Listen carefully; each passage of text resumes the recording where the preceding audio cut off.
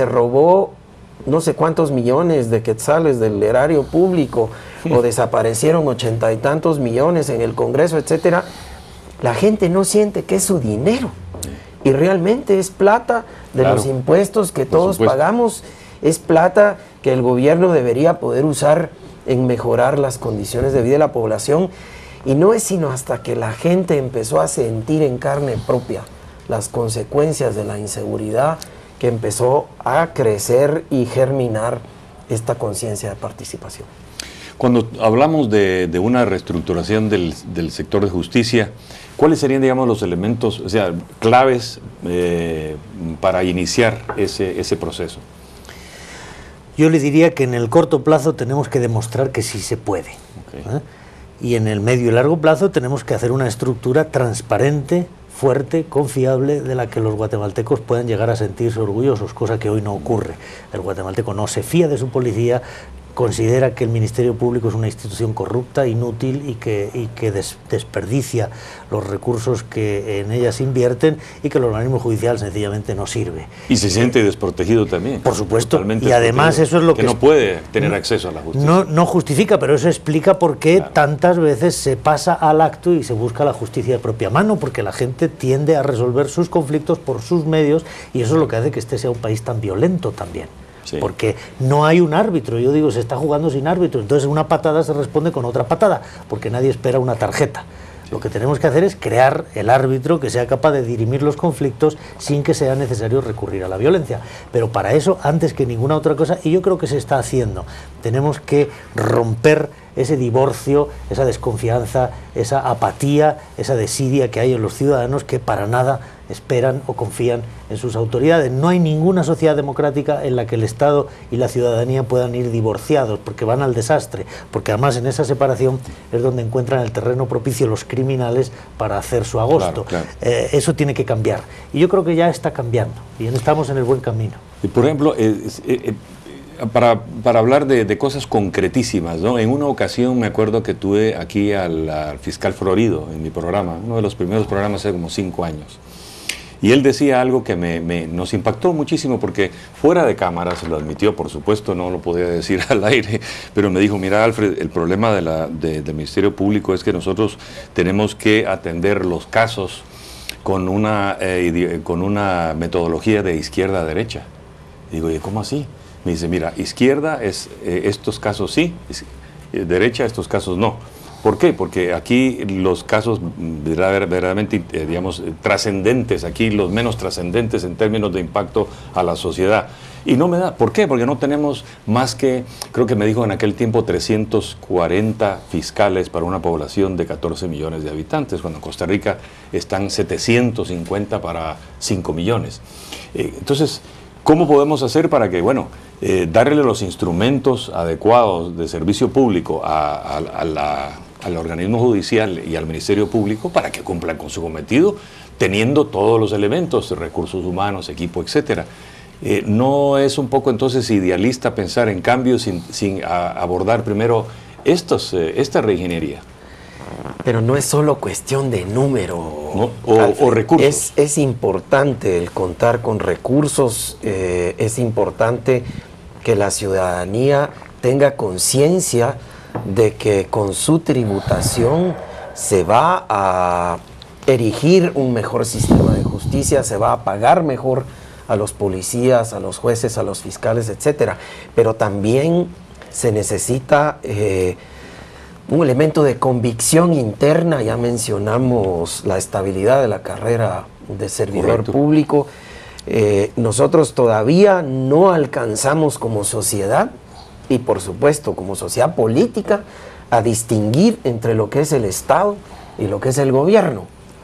Y cada nuevo gobierno que, digamos, asume por voto popular, se siente con la responsabilidad de vaciar la administración del funcionariado anterior para premiar a los que lo promovieron y trabajaron en su campaña.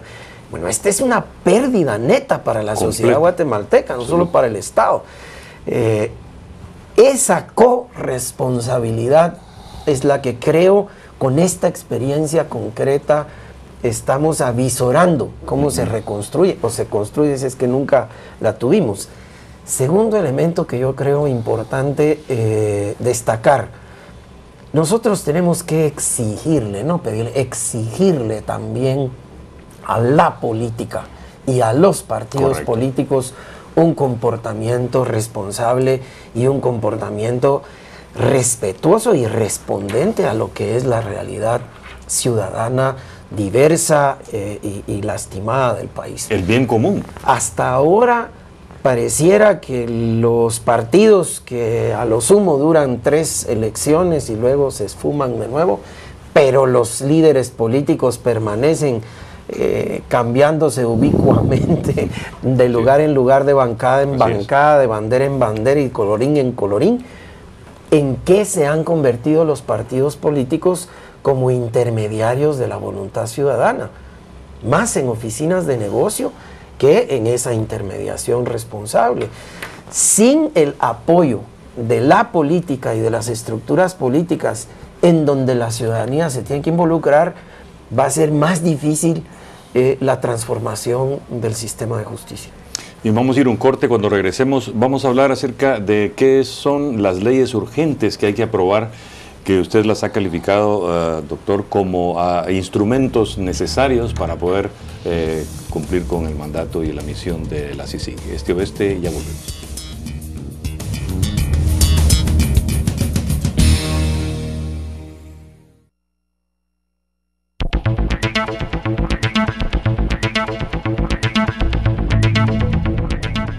Bien, entonces, en el tercer bloque de Este Oeste,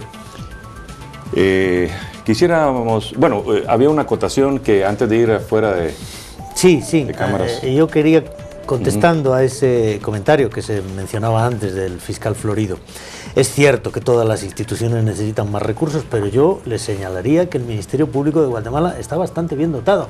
Entre fiscales y auxiliares fiscales son más de 2.000, 2.500 en números redondos, abogados que protegen o deben proteger los derechos de los ciudadanos, que es la firma de abogados más importante de Guatemala, la más numerosa por lo menos. Entonces es cierto que necesitan escuchas telefónicas, protección de testigos, una cárcel de máxima seguridad, vehículos blindados, escoltas para aquellos que están haciendo la tarea más comprometida. Todo eso es cierto, pero no es menos cierto que hay que poner a trabajar a la institución, hay que dignificar a los fiscales, hay que persuadirles de que Guatemala está esperando resultados de ellos, y a partir de ese momento se crea una dinámica que producirá esos resultados.